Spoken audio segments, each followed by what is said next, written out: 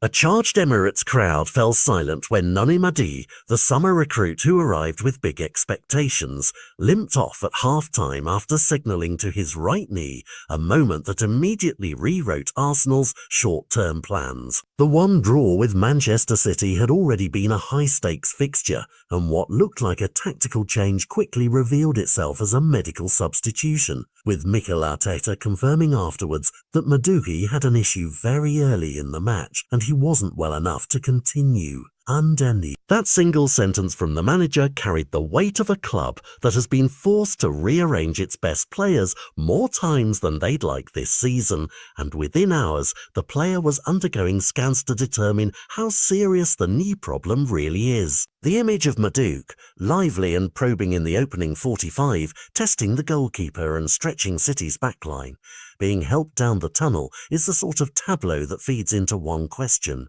Is this an isolated scare or the next step toward a long layoff that could cost Arsenal momentum in a blistering early schedule? Beyond the immediate worry for Madueke himself sits the strategic headache. He arrived in the summer from Chelsea in a deal reported at around an initial £48. 5 million with add-ons, commonly rounded up to a £52 and headline fee, and was signed to add pace, directness and cover on the right flank while Bukayo Saka completed his recovery from a hamstring problem. With Saka only just returning as a substitute in that same game, Madueke's withdrawal thins an already fragile attacking rotation and forces Arteta to decide whether to protect players, change his formation or accelerate the return of others who might not be fully match ready.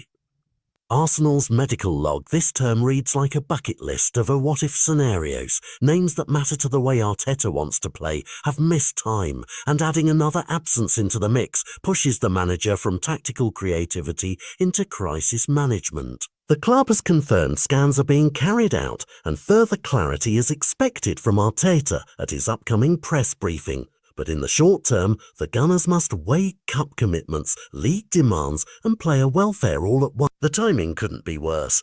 Arsenal head straight into a third-round Carabao Cup trip to Port Vale before returning to Premier League action away to Newcastle, fixtures that on paper look like opportunities to rotate, but which, in reality, will test what depth remains reliable. If Madueke is sidelined for anything meaningful, Arteta will be forced to tinker with his wing options, to lean on players who have just returned from knocks, or to hand minutes to youngsters yet to prove they can carry the pressure that comes with top 6 expectations.